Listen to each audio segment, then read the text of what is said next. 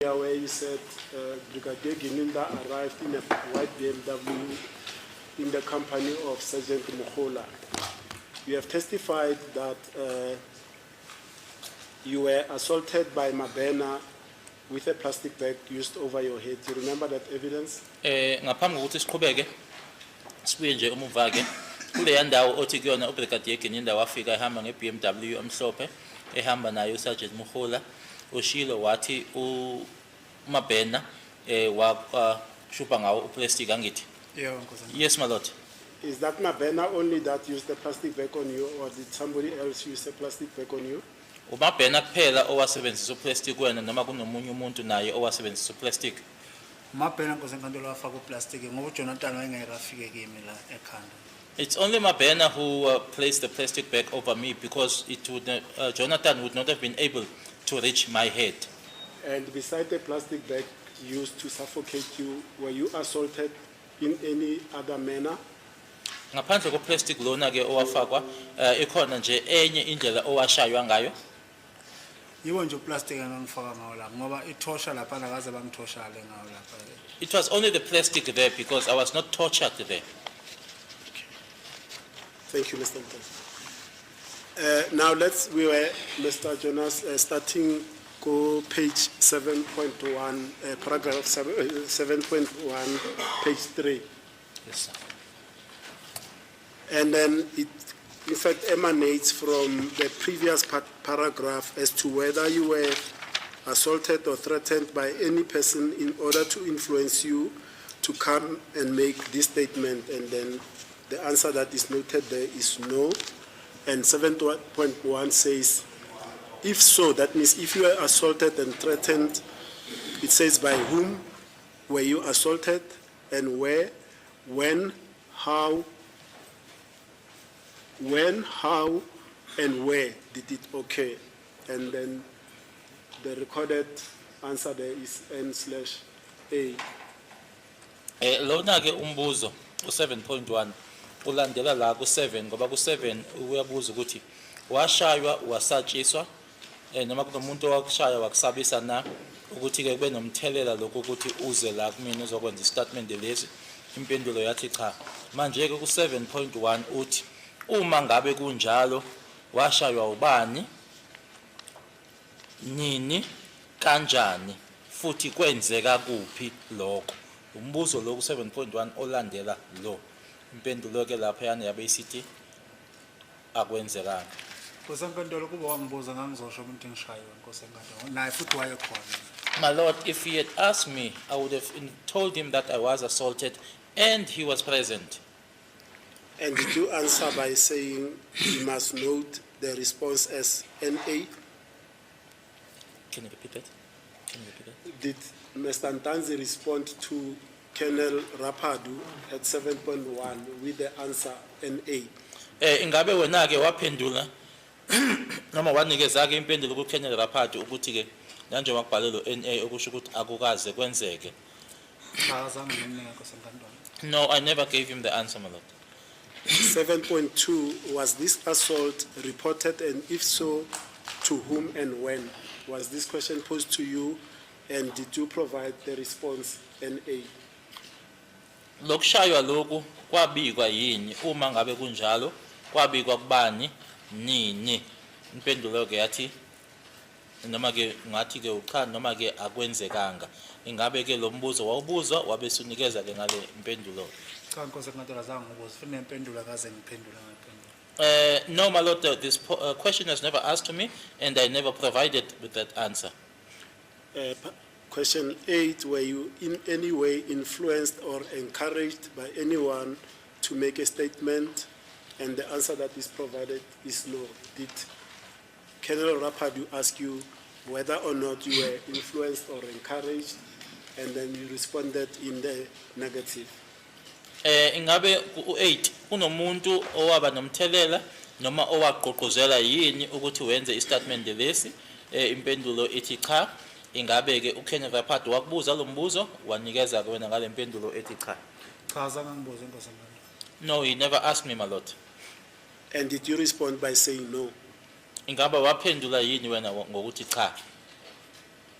Cha kaze ngiphendule ngayo. No, I never responded as such, my lord. Question 9, have any promises been made to you by any person, and if you should make a statement, have any promises been made to you by any person if you should make a statement? And the response is no. U9 ke kunomuntu owenza izithembiso kuwena ukuthi ke wenze istatement lesi waphendula ke noma impendulo ebhaliwe ithi cha. Was this posed to you by Colonel Rapadu, and did you respond in the negative by saying no? Ingabe umbuzo lona wakubuza wona yini uKenneth Rapadu wase uyaphendula wena uthi cha? Akazange ngibuze inkosi enkantolo. He never asked me, my lord. And then 9.1, it says, if so, what are the promises? And the answer noted is NA. U9.1 uthi uma ngabe kunjalo yiziphi izithembiso noma kwenziwa ziphi izithembiso, impendulo ke yathi ucha noma ke akukho noma azikho. Was this question posed to you by Colonel Rapadu, and did you provide the answer NA? Ingabe umbuzo lona ke uKenneth Rapadu wakubuza wona wase uphendula ke ngale ndlela? Cha akazange ngibuze inkosi enkantolo. No, he never asked me, my lord. 9.2, to what extent, if any at all, did these promises lead you to your decision to make a statement? And the answer recorded is NA. Uma kuukuthi ke ngempela kunjalo ke noma kukhona ke ingabe izithembiso lezi ke zibe namthelela muphi ke okuholele ekuthi uthathe isinqumo sokuthi wenze istatement lesi? Impendulo yathi ke akukho. Was this question posed to you by Colonel Rapadu, and did you reply with NA? Ingaba lo mbuzo lona wawubuzwa yini uKenneth Rapadu waphendula ke wena ngale ndlela? Cha azange ngibuze. No, he never asked me. Question 10, do you expect benefits if you make a statement? And the answer is no. U10 ingabe ulindele inzuzo yini uma ngabe wenza istatement? Impendulo cha. Was this question posed to you, and did you reply in the negative by saying no? Ingabe wabuzwa ngale ndlela waphendula ke wena wathi cha? Cha azange ngibuze inkosi enkantolo. No, I was never asked, my lord. 10.1, if so, what benefits? And the noted response is NA. U10.1 ubese uthi uma ngabe kunjalo yikuphi ke ukuzuza noma kuzuza kunike impendulo ithi cha noma ke akukho. Was this posed to you, and did you respond by saying he must note NA? Ingabe wakubuzwa lokho wasuphendula ke wena ngale ndlela ebhaliwe? Cha inkosi enkantolo akaze ngibuze. No, my lord, I was never asked. 10.2, to what extent, if at all, did the fact that you expect benefits influence you to make a statement? And the noted answer is none. Uthi ke lana ke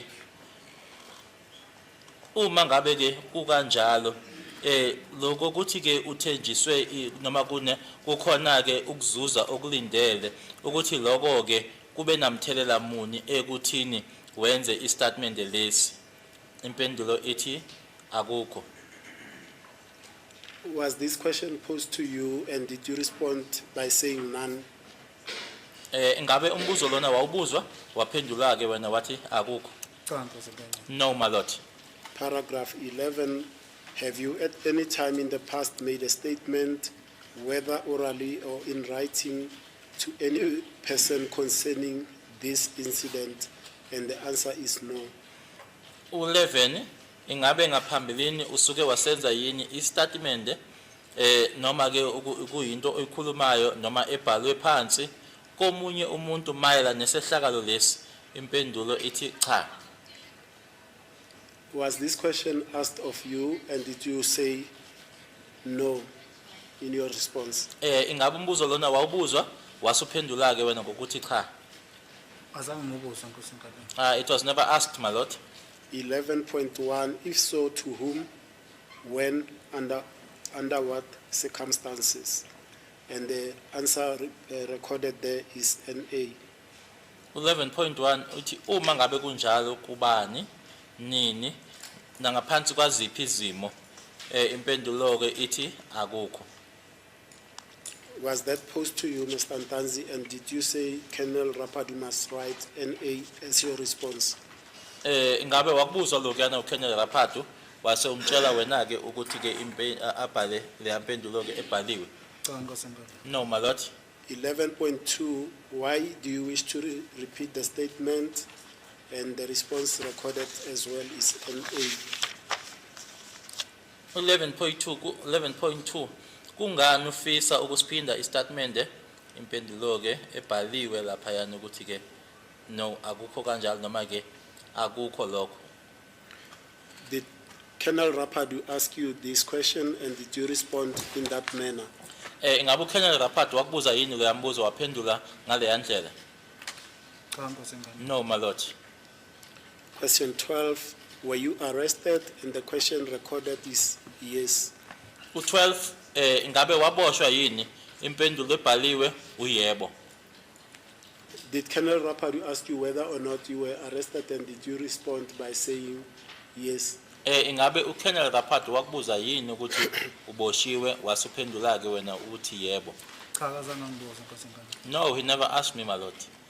Question 12.1, when were you arrested? And the date given is,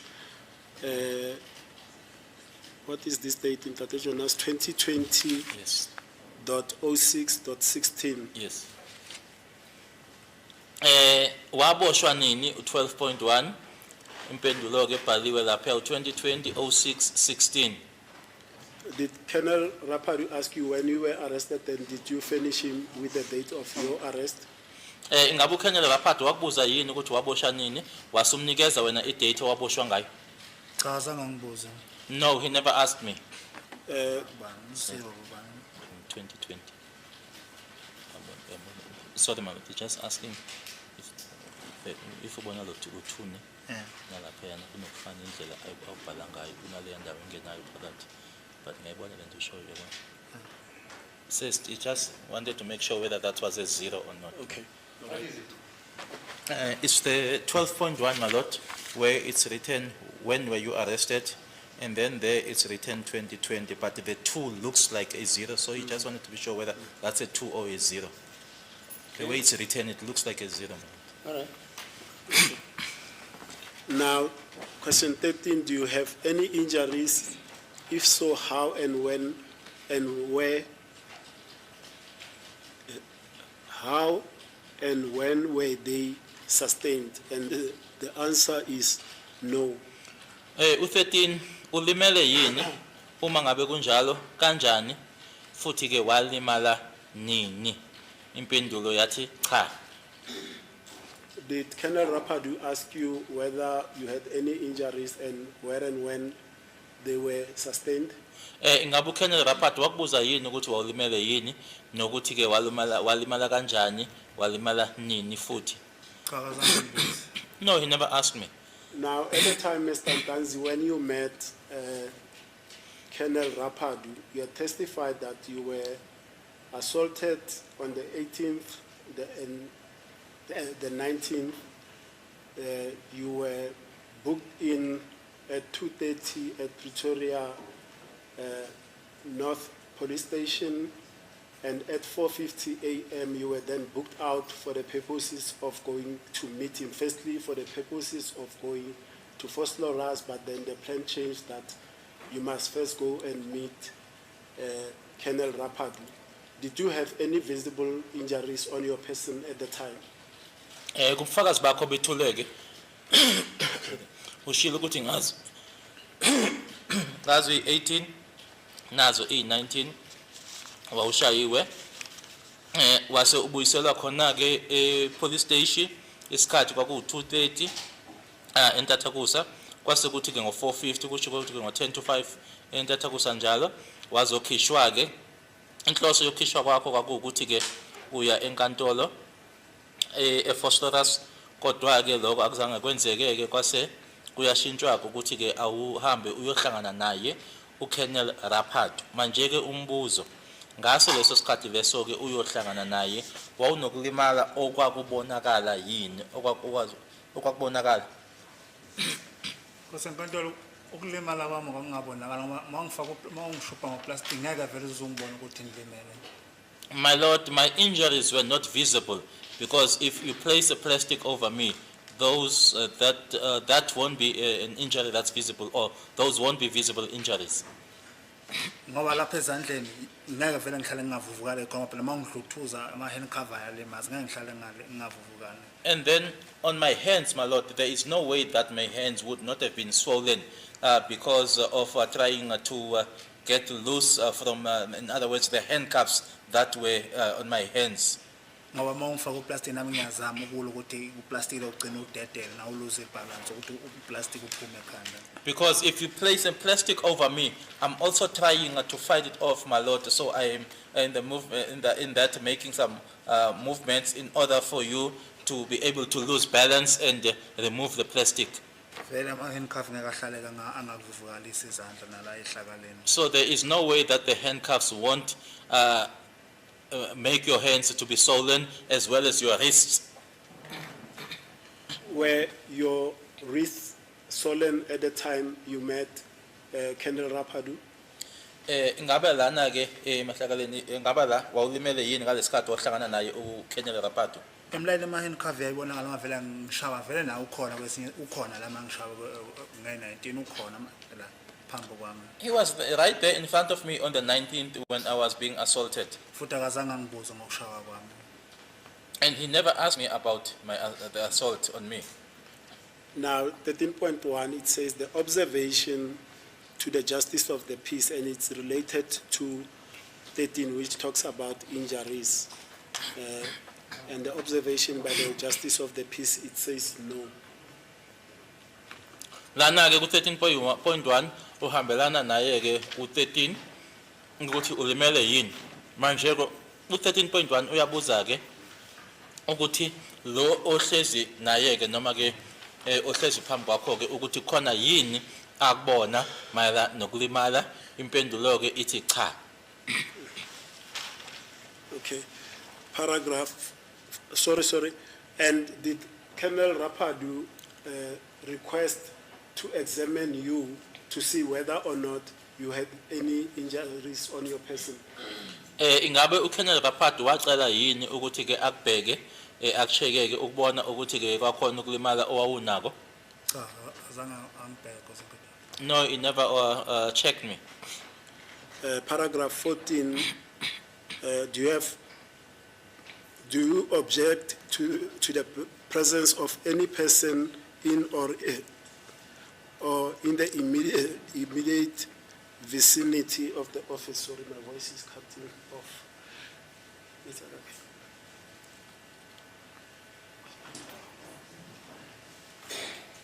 Let me read it again, Mr. Jonas. Paragraph 14, do you object to the presence of any person in or in the immediate vicinity of this office? And your response is a no. Lana ke u14 uthi ingabe unenkinga yini ngokuba khona ke komuntu noma yimuphi ke umuntu maduze nje nale office leli.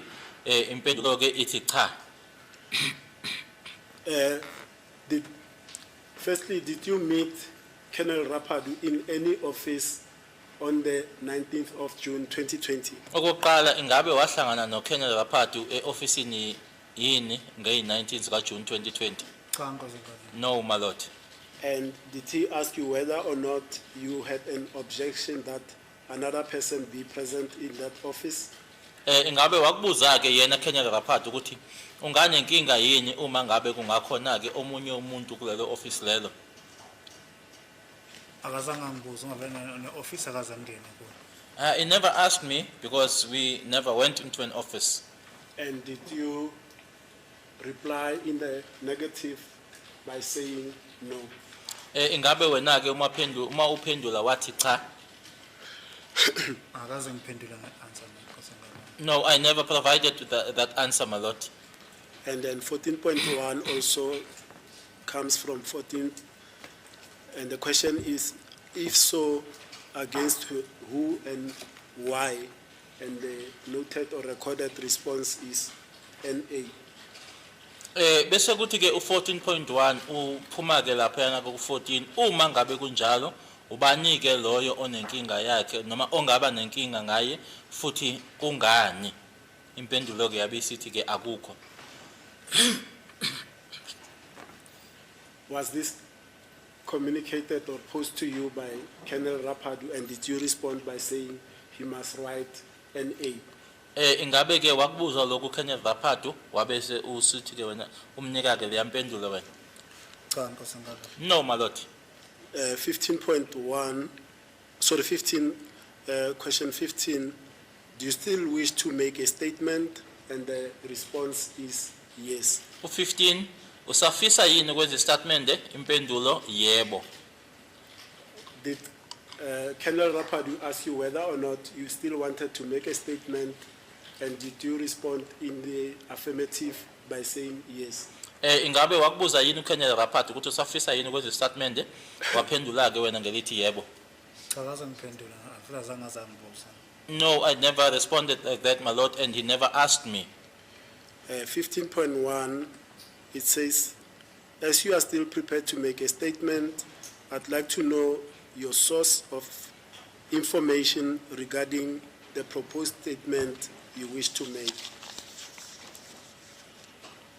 And the part that I have, Mr. Jonas, if I recall from my preparation, the response given therein is, I was involved in the crime scene. What does it say there? I was involved in the crime scene.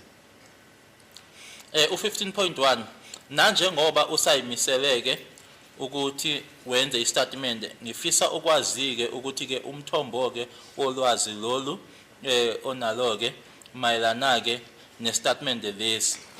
Impendulo ke ithi ngangiyingxenye yako ukulelesa lokho noma ke ubelelesi lobo. Did Colonel Rapadu ask you, now that you've said to him you are still willing to make a statement, to tell him the source of the information that you are about to put in a statement form, and then you replied to him by saying you were involved in the crime scene? Sorry. Did he ask you that, and did you respond by saying, and specifically, did you say I was involved in the crime scene? Ingabe uKenel Rapadu ke buya ke kulombuzo lo ongaphezulu ke ku15 ukuthi usafisa yini ukwenza ke istatement impendulo ebhaliwe ke ithi yebo. Ukuthi nanje ngoba usayimiseleke ukwenza istatement ufisa ukwazi ke ukuthi lo lwazi othi unalo ke ukuthi ke luqhamuka phi. Nanje ngoba usayimisele ukwenza istatement ingabe ke wakubuza yini lokho wabe usuphendula ke ngalendlela ekubhalwe ngayo lana ukuthi ke ngangiyingxenye kuyona ke indawo yesigameko noma ngangiyingxenye ke yabo ubelelesi kuyona indawo yesigameko. Akazange ngibuze Nkosi enkantolo. He never asked me, my lord. Now, let me put that differently, what is contained in 15.1, and I'm putting it in my own way. Did Colonel Rapadu ask you how you knew the information you wanted to give in the statement? Angibeke ngalendlela ke noma ngisho ngalendlela ingabe wakubuza yini uKenel Rapadu ukuthi ke ukwazi kanjani ke lokho noma ke ulwazi lolu ke ofisa ukuthi ke lube kulesi statement lesi? Nkosi enkantolo ayikho angibuza yona. Into engibuza nokuthi nje ngange kuphi kubulawa usenzo ubani wabulala usenzo leyo nto nje ngiphike nokuthi angazi ngithi soma namanje angazi ngithi ubani wabulala usenzo Nkosi enkantolo. He never asked me, my lord. The only thing that he asked me, who killed Senzo, where was I when Senzo was killed, and then I would just deny and say that I know nothing, and that's still my point, my lord, up until today. Sorry. Nakhona apha engibuza khona lembuzo le ngangahleli phansi ngangenyawo bengibambile kungidame ngishophiwe. And my lord, where these questions were being posed to me, I was not seated. I was standing on my feet, and then there was a plastic placed over my head, and they were holding me. Did you utter those very words, I was involved in the crime scene to Colonel Rapadu? Ingaba wawasho yini lamagama abhaliwe ke lana ukuthi ke ngangiyingxenye kuyona ke indawo leyo ekwenzeka kuyona ke ubugebengu? Cha Nkosi enkantolo ngiqala ukuzwa ngokufundiwa la mina ayikho into angayikhuluma naye ngendaba zama-crime scene. No, my lord, I'm hearing it for the first time as it is being read here. There's nothing that I discussed with him or spoke with him about with regards to crime scene. Ngoba yena umbuzo nje wayembuza kuphela ukuthi wawukuphi uma kushona usenzo ngokuthi mina azange ngibulala usenzo futhi angikhumbula ukuthi ngakutshela ngangekuba indaba yendaba manje ngekho emsebenzini ngisuke ngesekhaya. Because the only thing I remember, my lord, him asking me is where I was when Senzo was killed. I said that I can't even recall as to where I was because if I'm not home, I'm at work. Did Colonel Rapadu ask you in any words or in substance? Did you tell, sorry, let me rephrase, Mr. Ndanzi. Did you tell Colonel Rapadu in any words or in substance that you were involved in any crime scene?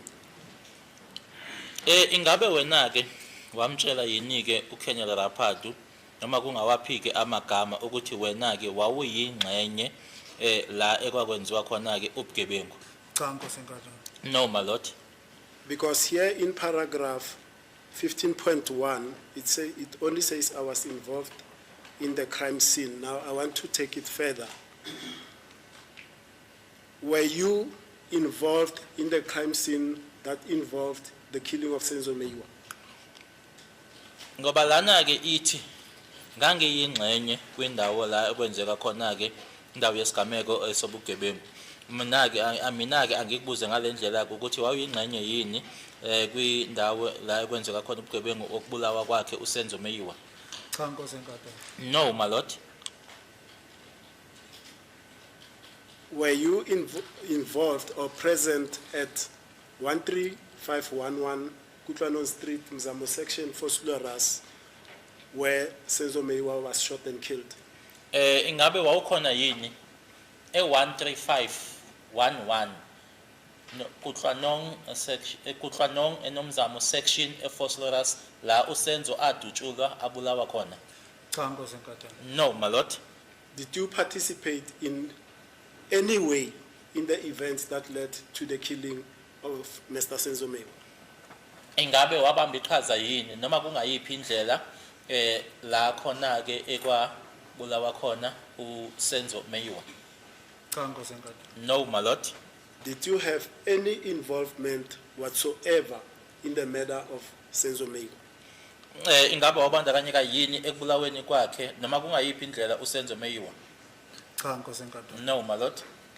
Did you tell Colonel Rapadu in any language, using any words, that you were involved in a place where a crime was committed? Ingabe washo yini wamtshela yini uKenel Rapadu noma ke ukusho lokho ngaluphi ulimi ukuthi wena ke wawuyingxenye wawukhona ke la khona ekwakwenzeka noma ekwakwenziwa khona ubugebengu? Cha Nkosi enkantolo. No, my lord. Did Colonel Rapadu ask you if you were making this statement freely and voluntarily? Ingabe wakubuza yini uKenel Rapadu ukuthi le statement lesi usenzayo ke usenza ukhululekile kuyinto ephuma kuwena noma ebuya kuwena? Cha Nkosi enkantolo azange ngibufuthi istatement azange ngisenze nobaba Rapadu. No, my lord, he never asked me and I never made a statement to Colonel Rapadu. Now, question 16 says, are you at this moment under the influence of any liquor and or drugs? And the response is no. Wesikuthi ke u16 ingabe ke ngaso lesikhathi lesi ke uphuzile yini ke utshwala noma usebenzisile yini idakamizwa? Impendulo ke yathi cha. Did Colonel Rapadu ask you whether you had partook of alcohol or ingested drugs, and did you say no? Ingabe wakubuza yini ke ukuthi uKenel Rapadu ukuthi uphuzile yini utshwala noma usebenzisile yini idakamizwa? Waphendula wena wathi cha. Azange ngibuze Nkosi enkantolo. He never asked me, my lord. And then paragraph 16, it talks about the observation by the justice of the peace. And then since it appears that the deponent 17.1 is in his sober senses, bese athi ke u17 nanjengoba kubukeka ke ukuthi lona ke owenza istatement ke kuyabonakala ke ukuthi ke uphile saka noma ke akukho okumphazamisile. were you in your sound and sober senses when you allegedly met Colonel Rapadu? Ingabe wawuphile saka yini nkathi wawuhlangana naye uKolonel Rapadu? Ngangihlukumezekile Nkosi enkantolo enhliziyweni ngoba ngangingasathi ngiboshwele nezinto babengibuza zona bethi ubani wabulala usenzo lokhu ngithi anginazi mana namhlanje angazi ukuthi ubani wabulala usenzo. I was emotionally, my Lord, I was emotionally not well, with regard, not well, my Lord, and also being asked about who had killed Senzo, and up until today, not knowing as to who killed Senzo.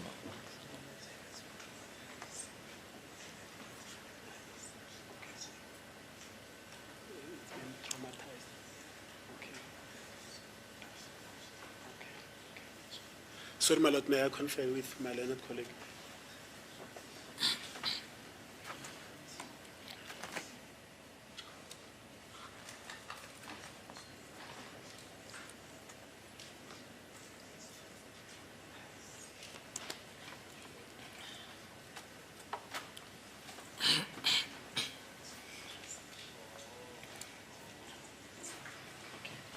Thank you, my Lord.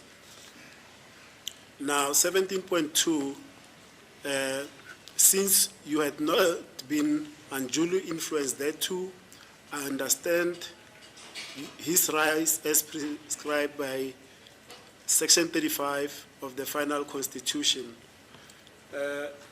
Remember at the beginning, Mr. Ntasi, when we talk about rights, there are those rights that are read to you when we first started with your cross-exam, your evidence in chief, which is the right, let me go there because I espouse them differently.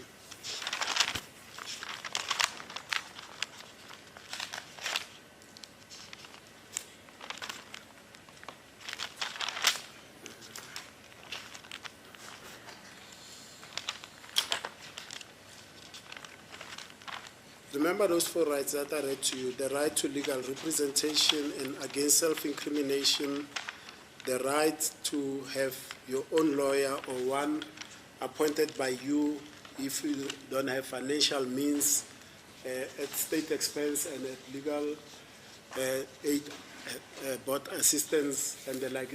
Those are the rights that you are referring to. Did you understand those rights when you met Colonel Rapadu? And did he explain all of those rights to you? And did you tell him that you do understand them? Uzokhumbula ngala malungelo ke bengengakushola wona ke ngikubuza ngawo ke ilungelo ke lommeli, ilungelo lokuthi ke ungasho lutho, ukuthi ke uma ngabe ke engekho noma ungenaye ummeli oyiqokelayo wena ukuthi ke ungalekelelwa ke usizwe umbuso. Ingabe ke lawo malungelo lawo ke nkathi ke uhlangene naye uKolonel Rapadu kwakuwa amalungelo owawazi futhi uwaqonda yini? Cha angikwazi Nkosi enkantolo naye futhi akazange angibuze. No, I don't know them, my Lord, and he never asked me.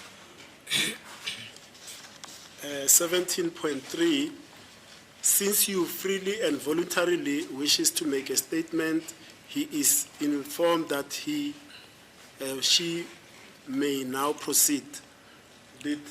After having gone through the pro forma, which is this document with questionnaires, tell Colonel Rapadu that now I want to proceed to make a statement, having been advised of all the rights and asked of all these questions, that I want now to proceed to making a statement.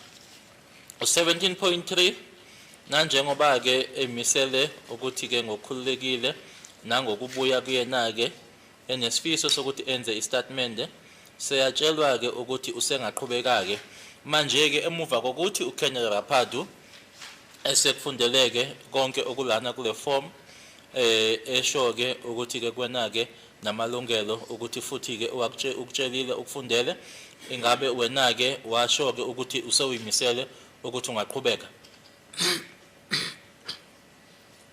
Did you tell him that? Ngabe wamtshela yini lokho? Cha Nkosi enkantolo. No my lord. And then paragraph 18, on completing the statement, it is read to the deponent, he is also given the opportunity of reading the statement himself and of changing the statement he or she seems it necessary. U18 sesiqediwe ke istatement siyafundela ke sifundela loyo osenzile anikezwe futhi ke nethuba lokuthi ke asifunde istatement ayifundele sona nokuthi ke uma kuukuthi ke khona afisa ukuthi ke akushintshe sona istatement la abona kunesidingo khona. Was the statement, and by the statement now, we mean the totality, the package which is Exhibit HH in total, that is the pro forma and the alleged statement that you gave to Colonel Rapadu. Was that statement, or in fact, was that document read back to you?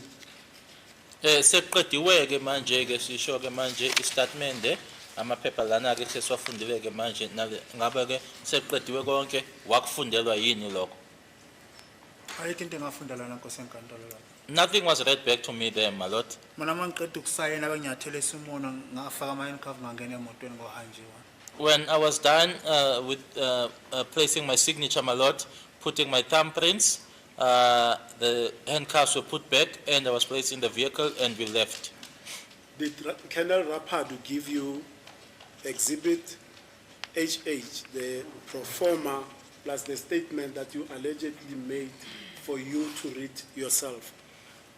Ingabe ke uKenneth Rapadu wakunikeza ke amaphepha lana ke ekuwona ke uphelele Exhibit HH ukuthi ke uyifundele wena? Cha Nkosi enkantolo. No my lord. And were you told by Colonel Rapadu that if you look at Exhibit HH in total, if there are any changes that you wish to make, you can make them? Ingabe watshela yini ke uyena uKenneth Rapadu ukuthi ke uma ubuka ke onke lawo maphepha lawo yana ke sikhuluma ngayo Exhibit HH uma kuukuthi kukhona ke ofisa ukuthi kushintshe usungakwenza lokho? Cha Nkosi enkantolo. No my lord. Did you make any alterations to any part of Exhibit HH? Kukhona owakushintsha wena ke kumaphepha lana ke ekuwena Exhibit HH? Ikhona into owayishintsha? Ayikho into engashintsha ayikho into engangifundela futhi azange ngibhale statement ayikho into yaphuma emlonyeni wami ngithi ibhala ukuthi. There's nothing that I changed because and I also never made a statement. Nothing was read to me. And there's also nothing that I uttered with my mouth, my lord. 18.1, note down whether he also reads through the statement and it says yes. 18.1 uthi ke bhala phansi uma kuukuthi ke usifundile istatement impendulo yebo. Were you given a statement to read, and did you confirm by saying that, by saying yes, that you have indeed read that statement? Ingabe wasinikezwa yini statement ukuthi usifunde futhi ke ingabe waphendula ke wathi yebo uma ke kukona lokho? Cha akaze ngibuze lo muntu azange ngiphendula ngependulo. No, that I was never asked and I never provided such an answer, my lord. Question 19, the following questions are now put to the deponent. 19.1, are you satisfied that which you stated has been noted down correctly? And the response is yes. 19.1 Uqinisekile yini ukuthi lokho kubhaliwe phansi kubhalwe kahle? Impendulo yebo. Did Colonel Rapadu ask you after he allegedly says you were given the statement to read, it was read back to you, you were given an opportunity to make alterations? Did he then ask you whether you were satisfied that that statement has been correctly taken down? Ingabe ke uKolonel Rapadu tshiloko ukuthi ke wasinikezwa ke istatement ukuthi usifunde wasifundelwa ke istatement leso wakubuza ke ukuthi ke weneme yini noma uqinisekile yini yiloko okubhalwe phansi nokuthi kubhalwe kahle yini? Did he ask you that, and did you respond by confirming that indeed you were satisfied that it was noted down correctly? Ingabe wakubuza ke yena lokho waphendula ke wena wathi impela ke uqinisekile? Cha kazangibuza Nkosi enkantolo. No, you never asked me, my lord. And paragraph 19.2, do you have any complaints as to the manner in which I took down this statement, and the response is no?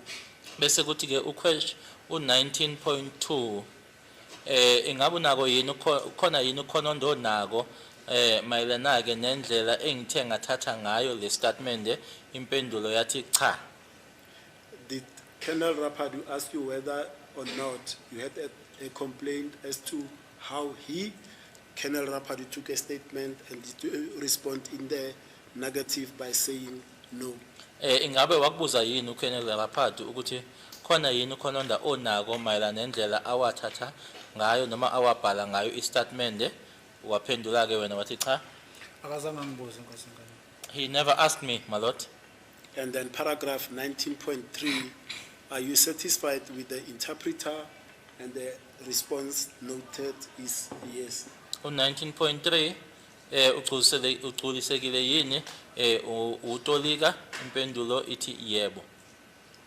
Did Colonel Rapadu ask you whether you were satisfied as to how the document was interpreted, and then you confirmed by saying yes? Ingabe wakubuza yini uKolonel Rapadu ukuthi uqinisekile yini indlela ke idocument lena noma ke amaphepha lana atolikwa noma ahunyishwa ngayo? Waphendula wena wathi yebo. Akazange angibuze Nkosi enkantolo. He never asked me, my lord. And it notes on page 5 that the taking down or the meeting with Colonel Rapadu took place down at Morocco. The date is 2020-06-19, and the time denoted there is 11:47. Iyasho ke lana indawo la ekwenzeka khona ke lokhu kubhaliwe iMoroka, idate 2020-06-19, isikhathi 11:47. Were you at Morocco on the 19th of June 2020? Did you arrive at Morocco at 7:30, interacted with Colonel Rapadu until 11:47? Ingabe ngazo i19 zika June 2020 wawuse Morocco yini? Wafika lapho ngo7:30 isikhathi wabe usuhlangana naye ke Colonel Rapadu waze washaya 11:47. Nkosi enkantolo yebo ngiyile police station eMoroka. My lord, yes, I did go to the police station in Morocco, Kodwa ubaba uRapata ngimbonanga eksena ngimbone late ntambama. but I did not see Colonel Rapadu in the morning. I saw him late afternoon. Okay. Now, Mr. Ntanzi, let's go back to the first page, Mr. Jonas, please.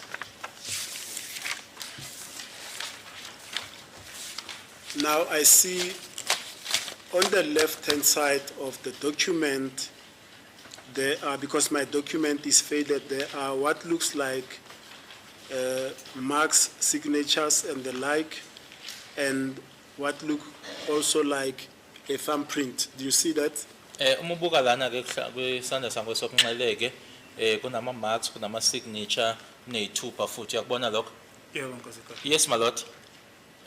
You've testified earlier on that at that place where you met, where there were ATMs, you were told to sign a document and something you used your hands to measure was produced and you were made to thumbprint a document using, I'm not sure whether it's the ink or whatever, that you said it was used to thumbprint the document. Remember that? Ukhumbula-ke usho ukuthi kule ndawo-ke le othi wahlangana kuyona-ke naye uKenel Rapadu wasayindiswa-ke lapho kunalento futhi eyakhishwa-ke la afaka khona-ke iy'thupha wase ubekiswa sona-ke isithupha. Uyakhumbula? Yeah, Nkosi. Yes, my lord. Do you recall affixing your thumbprint on the left-hand side as in this exhibit HH at that locality?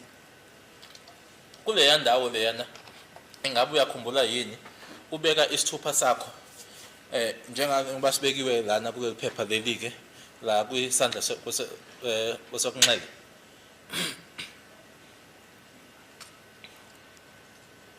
Nkosi enkantolo nganyathela na lento lebabethi nginyathele ngabeka umunwe mina. Labathi ngibeke khona umunwe. My lord, indeed I placed my thumbprint on that ink or pad, that whatever it is that they gave me, and I placed it where I was instructed to. And also you've testified that you signed the document. Amongst the marks that are there on the left-hand side, do you see them? Ushilo nokuthi wasayinda-ke uyabona la ku left la. Yes. Can you see what is your signature? Eyakho isignature la uyayibona? Yeah, ngiyabona. Yes, I see it. Which one is that? Because I can't see from my Yiphi? document. Yeah. The one right at the witness is pointing at the one right at the bottom, my lord. There's the one at top. There's the second one. There's a thumbprint, and just underneath the thumbprint, the one. And Mr. Ntanzi, Yeah. why? Sorry, Dr. Jones. It's pointing that one. Yeah, noted. Thank you. Why did you affix the thumbprint on this document? Kwakungani ubeke isithupha kulama phepha? Mase ngifuna ukuphumula Nkosi enkantolo sengikhathele ukushaya. I wanted to rest, my lord. I was tired of being assaulted Ngoba kwakuthiwa ngiwahlonipha amaphoyisa amakhulu. because it was alleged that I do not respect senior police officers, Ngoba ngase ngimukela ngithi okunye nokunye abafuna ukwenza bakwenza. because I had accepted that whatever it is that they wanted to do, let them do it. But the question is this: did you place or affix this thumbprint of your own free will and volition? Umbuzo ke yilona. Beka kwakho isithupha laphayana wakwenza lokho kungokuyithandela kubuya kuwena? Cha. No. And who, by the way, told you to affix the thumbprint there? Ubani owakutshela ukuthi ubeke isithupha laphaya? Obaba laphatha ethi ngibeke umunwe la ngisayinela. It was Colonel Rapadu who was instructing me to place the thumbprint here and to sign here. And why did you affix your signature on Phela the... seduza Sorry. angisize ngithi beka la yenza so. And Mabena, who was close by, who would then assist me and say, place here, do like this. Okay. And why did you affix your signature on the document? Kwangani ke usayinde document then? Angazi Nkosi enkantolo. I don't know, my lord. Did you understand the contents of the questionnaire, that is the pro forma, and the statement that Colonel Rapadu allegedly says was made by you? Ingaba lokhu okwakubhaliwe kwistatement lesi uKolonel Rapadu athi senziwa uwena kanye ke futhi nalamaphepha la besiqedwe wafunda ke manje, lokho kwakubhaliwe kuona ke wawukuzwisisa uqonda yini? Angaze ngifundele Nkosi enkantolo. It was never read back to me, my lord, Ngoba ngisho igama lami akazange angibuze ngoba i-ID yami ayiphethe nesandleni. because he never even asked for my name because he had my ID in his hand. And now at the bottom of page 1, on the left-hand side, I see a thumbprint, I see another mark, In the middle, I see a mark also on the right-hand side. Do you see those? Uyabona la? Yeah, La. yeah. Yes, my lord. And you also said you affixed the thumbprint. Is that also, would that be your thumbprint on the left-hand side? Nalesi sithupha esakho. Ngizosho njalo Nkosi kodwa ngithi yebo phela babe ngiyathelisa bethi ngiyathela kuyiwa bathi ngiyathela la ngiyathela la. Ngangingaccount ukuthi ngiyathela kuphi nakuphi. Yes, I would say so, my lord, because they are the ones who would tell me that place here, and I would not count as to where and where was I exactly placing.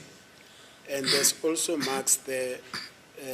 You've testified that you appended your signature on a document. Can you identify what would be your signature on the bottom of page 1? Lana ke ungasho ukuthi yipi i-signature yakho? Ya ngasho ukuthi iyo le La ezansi silama nje. ngingasho ukuthi iyo nalo yize ngabonakala kahle kodwa iyo. Although it's not clear, the witness pointing to the second one, the one just after the thumbprint. Yeah, it's not, for me, it's not even clearly legible, but it's fine. Page 2, similarly, Mr. Ntanzi, in fact, we can go through all of this. Can we go through page 2 to page 5? Sorry, to page 6. Sizokwenza njalo ke kuona wonke ke lama page lana ke uzosho ke uzokhomba ke la ubona. And specifically regarding signatures, look at all the signatures from page 2 to page 6 and confirm whether or not those are your signatures. Ngicela ke ubuke wonke lama page usho ke i-signature ubuya lapho uyofika ke page 6. Ngikhuluma noma ngibuka kuqala Qala ubuke kuqala and then uzobeka emva kwalokho usuwaqinisekisa ke. Maqala ubuke kuqala.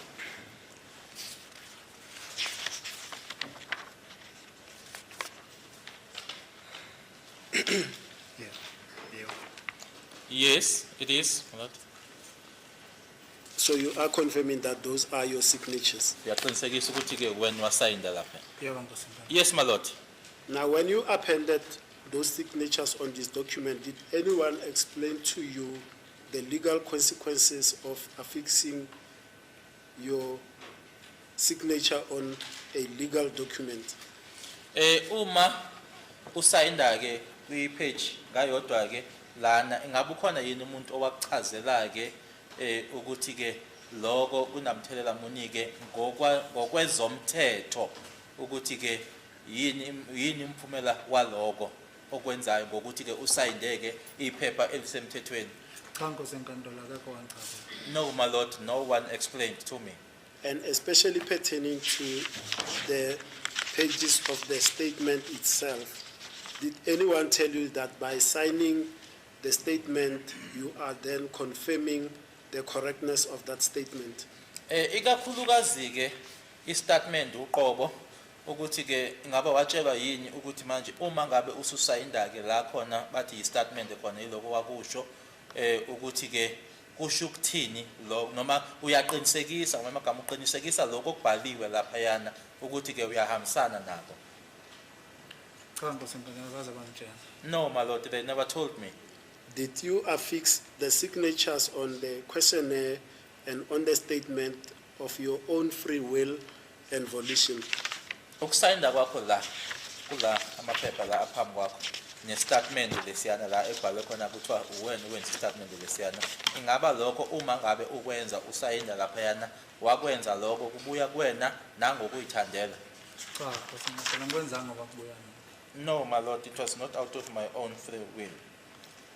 And Mr. Ntanzi as well, look at from page 2 to page 6, and also look at the pages of the statement itself, whether there are initials, and confirm whether or not those initials are yours.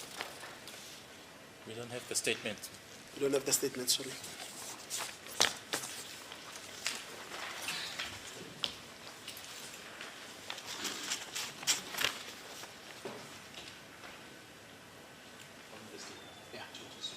No, they only confirm on the statement whether there are initials and signatures that are his. Sicela-ke ubuke nala nanjengoba kwenzile-ke lana bekuthi-ke kunama-initials nama-signatures angawakho ungabuka ama-page onke.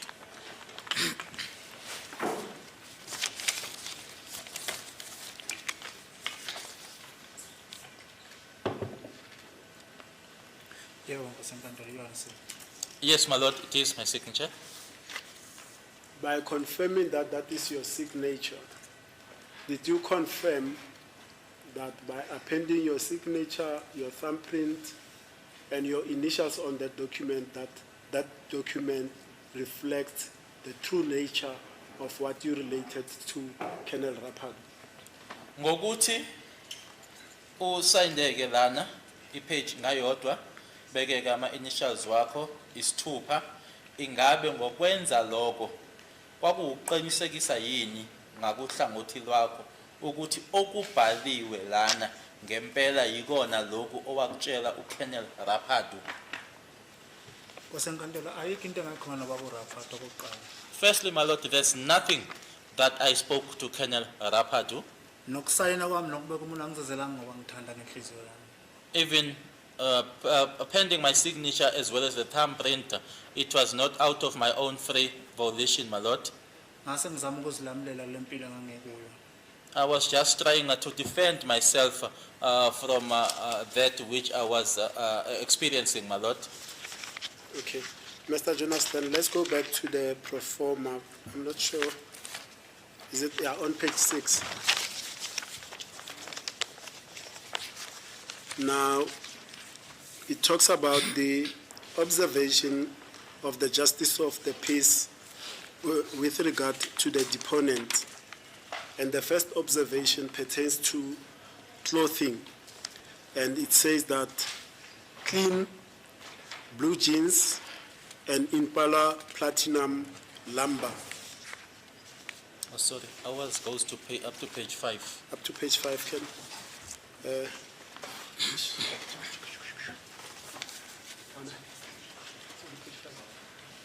sorry, Dr. Jonas, let me try and look. Do you have that? Okay, thank you so much.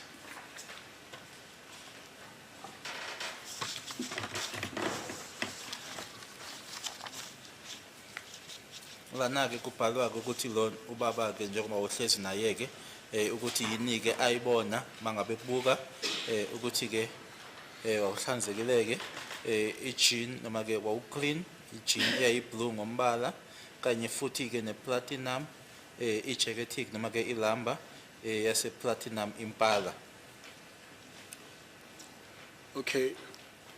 Were you wearing the clothes as described in this form, Mr. Ntanzi? Wawugqoke kona lokhu njengoba kubhaliwe la?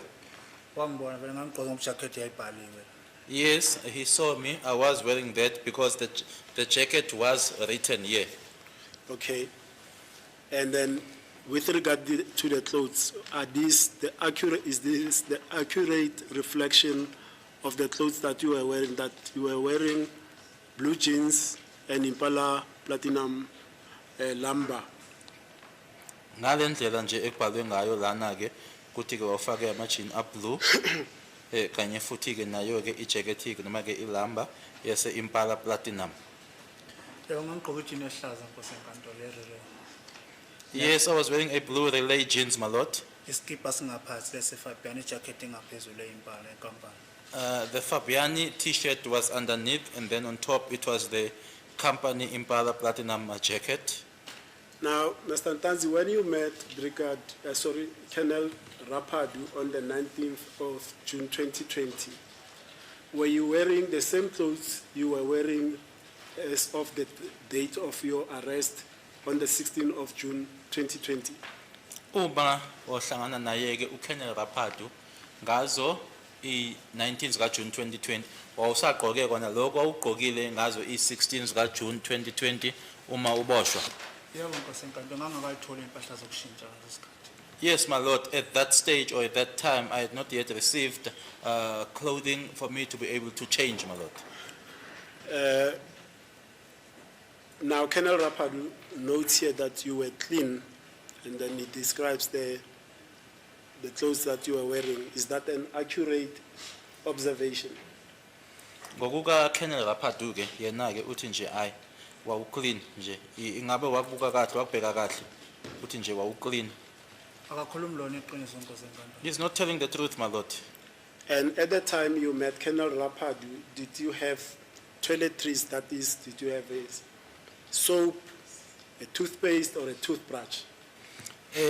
Ngalesi sikhathi ohlangana naye uColonel Rapadu wawunayo yini insipho yokugeza ukuqhupha amazinyo that is now i-toothbrush kanye futhi nayo ke i-Colgate. Cha Nkosi enkantolo ngangena nesi. Into zokugeza ngaqala ukuyithola esikhathi ngidibana noButhelezi eRustenburg. No, my lord, I had nothing on me. The first time I managed to get a toiletries was when I met Buthelezi Buthelezi. in Rustenburg. And number two, with respect to appearance, he says you were calm and responsive.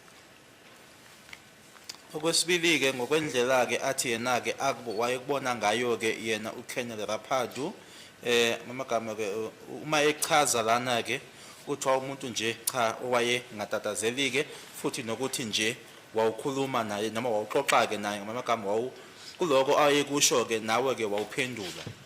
Cha iphutha le Nkosi enkantolo. Akakhulumi lona iqiniso. No, my lord, that's a mistake. He is not telling the truth.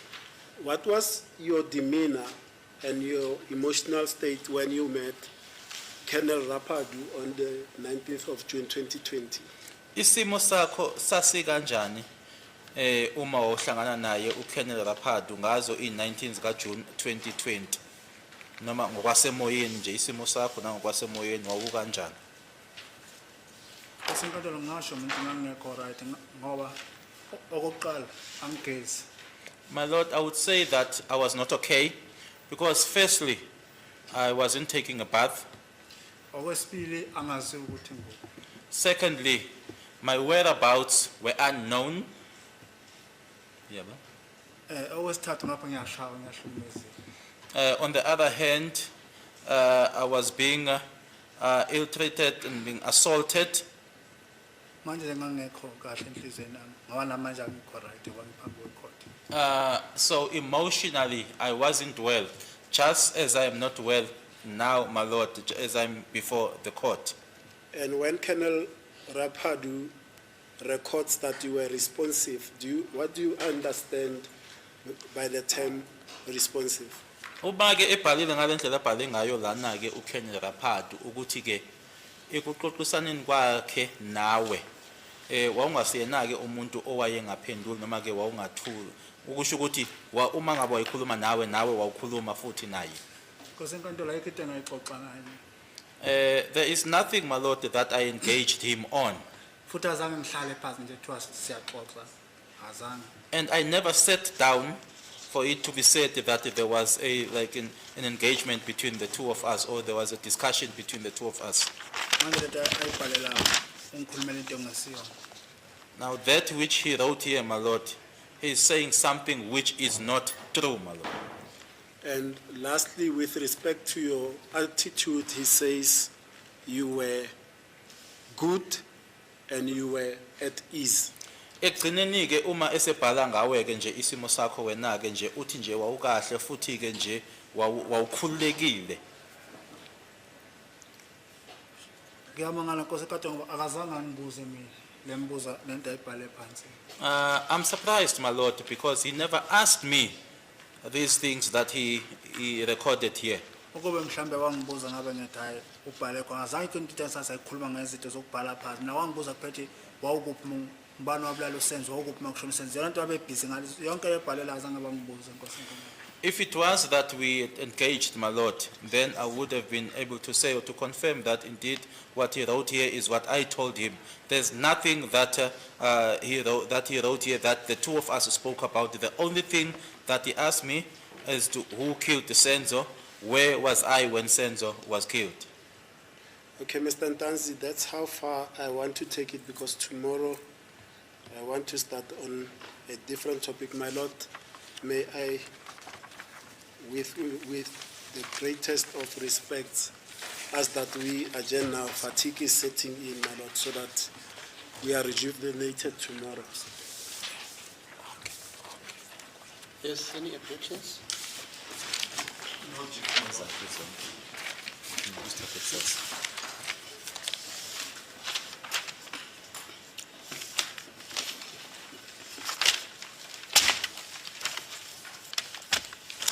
The other gentlemen and lady are quiet.